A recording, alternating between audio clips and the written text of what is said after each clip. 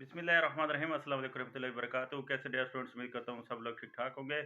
Dear students, आपसे जो है मुकम्मल गेस्ट पेपर शेयर किया हुआ है, आपके साथ एमसीक्यूज जो है वो भी शेयर की हुई है।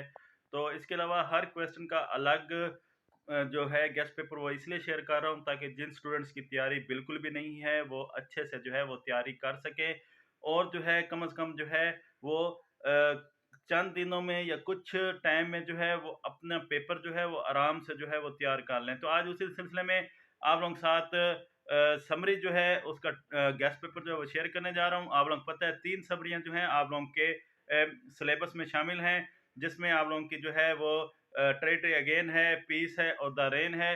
तो वैसे तो तीनों ही समरियाँ करनी चाहिए, लेकिन टाइम कम है और जिन स्टूडेंट्स की तैयारी बिल्कुल भी नहीं है तो उनको जो है मैं समरी जो है एक मोस्ट इम्पोर्टेंट बताऊंगा, लेकिन मेरा जो मशवरा है कम से कम 3 में से 2 समरियां लाजमी करें, पीस और द रेन। तो पहले जो पेपर हुए थे उसमें द रेन और टेरिटरी अगेन पिछले 2-3 साल से मुसलसल आ रही है, तो इसलिए अंदाजा किया जा सकता है इस दफा के पीस जो है वो आ सकती है। तो पीस समरी जो है, जिन बच्चे को 0% तैयारी है वो पीस समरी कर लें, और पीस समरी के बाद मैं उनको स्टैंजा बनाने का तरीका बताऊंगा। पीस का ही स्टैंजा बनाने का तरीका बताऊंगा। अगर पीस समरी आ गई तो आप लोगों ने पीस समरी लिख देनी है। अगर पीस समरी ना आई, कोई और समरी आई, तो आप देखिएगा इंशाल्लाह स्टैंजा जो है वो पीस समरी से होगा। तो आपने फिर जो है जो आपने समरी याद की हुई होगी उसको आप स्टैंजा में कन्वर्ट करके आप जो है वो लिख दीजिएगा, तो आपका क्वेश्चन अटेम्प्ट हो जाएगा। बाकी जो है आप लोग चैनल पर न्यू हैं तो चैनल को लाजमी सब्सक्राइब कर दें, बेल आइकन को प्रेस कर दें। तो वीडियो की जानिब आगे मूव करते हैं। तो dear students, 10th class English के मोस्ट इम्पोर्टेंट समरी और उसका स्टैंजा कैसे बनाना है वो मैं बता देता हूँ। तो 3 समरी हैं। तो पहले नंबर पे जो मोस्ट इम्पोर्टेंट है वो पीस है। अगर पीस आपको समरी तैयार नहीं है तो ये छोटी सी समरी जो है वो मैंने लिखी हुई है। This poem is written by doctor Hartman. It is about wind. When wind is in rage, it destroy everything. It disturbs man's work in the valley and vales. It rotates everything and sends its space of flying. When wind is in peace, it is very soothing and so on. तो ये जो है पहले number पे most important summary है piece. उसके बाद दूसरे नंबर पे मोस्ट इम्पोर्टेंट समरी जो है वो है द रेन, और तीसरे नंबर पे जो मोस्ट इम्पोर्टेंट समरी है वो है ट्राई ट्राई अगेन। तो ये आप लोगों की 3 समरियाँ हैं। सिलेबस में भी आपकी ये 3 समरियाँ शामिल हैं। तो इनमें से तरतीब के लिहाज से पहला नंबर पीस है, दूसरे नंबर पर रेन है, तीसरे नंबर ट्राई ट्राई अगेन है। ऑलरेडी मैंने आपको कहा है कि कोशिश करें कि आप लोग तीनों समरी जो हैं वो तैयार करें। अगर आप लोग 3 समरी जो हैं वो तैयार नहीं कर सकते, कम से कम पीस और द रेन जो है ये 2 समरी जो हैं वो लाजमी तैयार कर लें। और अगर आपकी तैयारी 0% है, मतलब आपकी तैयारी बिल्कुल भी नहीं है, आपने अभी तक तैयारी नहीं की, तो उसके लिए मैं आपको यही मशवरा दे सकता हूँ कि आप पीस समरी करें। तो पीस समरी अगर पेपर में आ गई तो आप पीस समरी कर लीजिएगा। अगर पीस समरी आपके मतलब उसमें पेपर में ना आई तो आपके पास 2 चॉइसेस होती हैं, या तो आपने समरी लिखनी होती है या नीचे स्टैंजा दिया होता है, तीनों समरी में से किसी का, तो आपने उस स्टैंजा का जो है रेफरेंस कॉन्टेक्स्ट दे के उसको एक्सप्लेन करना होता है। तो मशवरा यही है कि पेज समरी करें। अगर आपकी 0% तैयारी है तो पेज समरी करें।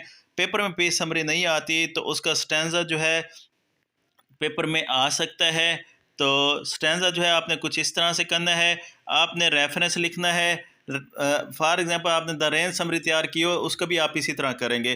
रेफरेंस लिखना है, फिर आपने लिखना है these lines have been taken from poem piece, rain आएगी तो rain, from poem rain written by doctor Hartman, और अगर रेन आएगी तो लिखेंगे रिटन बाय W.H. डेविस। और उसके बाद कॉन्टेक्स्ट लिखेंगे। कॉन्टेक्स्ट आप इस तरह लिखेंगे, चाहे रेन समरी आ जाए चाहे आपकी पीस आ जाए, पहली 2 लाइनें आप उठा के कॉन्टेक्स्ट में लिख देंगे और आखिरी 2 लाइनें उठा के वो भी आप कॉन्टेक्स्ट में लिख देंगे।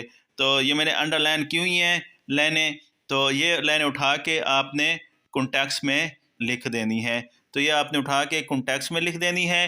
उसके बाद एक्सप्लेनेशन, तो आपने लिखना है in these lines of poems the poet tell us that. यहाँ तक लिख के आगे जो 2 लाइनें आपने पहले लिखी होंगी उसके आगे जहाँ से समरी स्टार्ट हो रही है, इट डिस्टर्ब मैंस वर्क, ये उठा के आपने डिस्टेंस तक लिख देना है। और सेम इसी तरह अगर आपकी द रेन समरी कर रहे हैं तो रेफरेंस आप देकर कि दिस पोएम दिस लाइन है be taken from the poem the rain written by W.H. Davis. फिर उसका जब आप कॉन्टेक्स्ट लिखेंगे तो आप यहाँ से दोबारा लिखेंगे this poem is written by W.H. Davis, he present the scene of rain it seems the poet is sitting under a tree, और आखिर में लिख देंगे it will fill every dark ground drop with light, it will be lovely side. तो ये लिख देंगे, explanation में आप जो है दरमियान वाली लाइन जो है वो लिख देंगे। तो इस तरह आप एक समरी करके या दो समरी करके आप उसका स्टेंजा जो है साथ उसको बनाने का तरीका जो वो कर लीजिएगा। इन फ्यूचर भी आपको ये स्टेंजा जो है वो काम आएगा। फर्स्ट ईयर में स्टेंजा बनाना आना चाहिए। आप एक समरी करेंगे तो स्टेंजा जो है अगर वो समरी पेपर में नहीं आती तो आपको उसी का स्टेंजा बनाना जो है आना चाहिए। वो मैंने आपको तरीका जो है ऐसे रफली बता दिया है।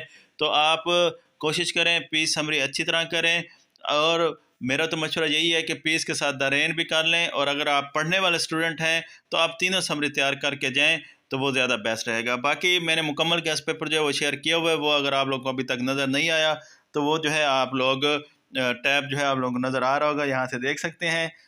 चैनल को लाजमी सब्सक्राइब कर दीजिएगा, बेल आइकन प्रेस कर दीजिएगा। मिलते हैं नेक्स्ट वीडियो में। अल्लाह हाफिज़।